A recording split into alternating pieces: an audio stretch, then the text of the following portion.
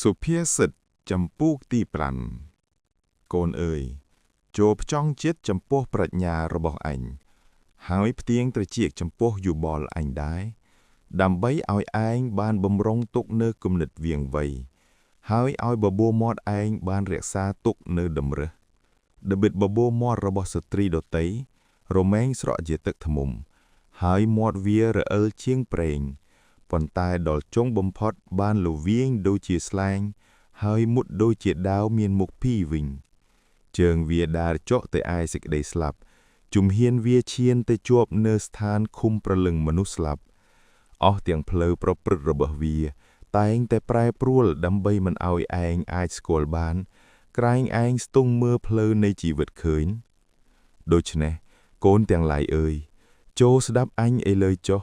កុំឲ្យញៀកបែរចេញពីអស់ទាំងពាក្យដែលមាត់អញពោលឡើយចូលឯងញែកផ្លូវដើររបស់ឯងឲ្យឆ្ងាយពីវាចេញកុំឲ្យចូលទៅជិតទ្វារផ្ទះរបស់វាឲ្យសោះក្រែងឯងប្រគល់កិត្តិស័ព្ទឯងដល់អ្នកដទៃហើយអាយុឯងដល់ពួកសាហាវក្រែងមនុស្សដទៃបានឆ្អែតដោយកម្លាំងឯងហើយការនឿយលំបាករបស់ឯងត្រូវធ្វើក្នុងផ្ទះរបស់មនុស្សក្រវិញរួចដល់ចុងបំផុតឯងនឹងត្រូវថ្ងោរក្នុងកាលដែលសាច់ឈាមហើយខ្លួនប្រាណឯងរយរុះទៅហើយឯងថាអ៊ុញអញបានស្អប់សេចក្តីព្រានប្រដៅណាស់ណោចិត្តអញក៏បានខ្ពើមសេចក្តីបន្ទោសហើយអញមិនបានស្ដាប់តាមសម្ដីនៃគ្រូរបស់អញឬផ្ទៀងត្រចៀកចំពោះពួកអ្នកដែលរំលឹកអញផងដែរអញស្ទើរតែនឹងចូលទៅក្នុងអស់ទាំងអំពើអាក្រក់ហើយគឺនៅកណ្ដាលចំណោមមនុស្សនិងពួកជំនុំផងចូលផឹកទឹកពីពាងរបស់ខ្លួនឯងព្រមទាំងទឹកដែលហូរចេញពីអណ្ដូងរបស់ខ្លួនចុះ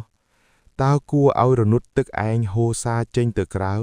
ហើយគន្លងទឹកឯងហូរទៅក្នុងផ្លូវឬអីត្រូវឲ្យទុកសម្រាប់ខ្លួនឯងតែមួយប៉ុណ្ណោះមិនមែនសម្រាប់មនុស្សដទៃជាមួយនឹងឯងផងនោះទេ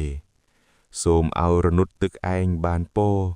សូមឲ្យឯងបានរីករាយចំពោះប្រពន្ធដែលបានគ្នាពីកាវក្រមុំកំឡោះចុះប្រៀបដូចជាកដន់ញីដែលគួរស្រឡាញ់និងប្រើសញីសមសួនត្រូវឲ្យដករបស់នាងបានបំពេញចិត្តឯងជាដារាប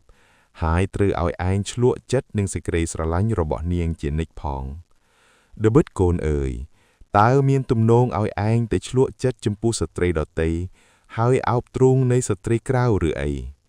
ពីព្រោះអស់ទាំងផ្លូវរបស់មនុស្សសុទ្ធតែច្បាស់នៅចំពោះព្រះនេត្រព្រះយេហូវ៉ាទ្រង់ក៏ស្ទង់មើលអស់ទាំងផ្លូវច្រករបស់គេដែរអស់ទាំងអំពើដួចចរិតរបស់មនុស្សអាក្រក់នឹងចាប់យកអ្នកនោះឯងហើយអ្នកនោះនឹងត្រូវចងជាប់ដោយចំណងនៃអំពើបាបរបស់ខ្លួនអ្នកនោះនឹងត្រូវស្លាប់ទៅដោយឥតមានអ្នកណានឹងព្រានប្រដៅក៏នឹងវង្វេងចិនដោយវក់នឹងការចំគួតរបស់ខ្លួន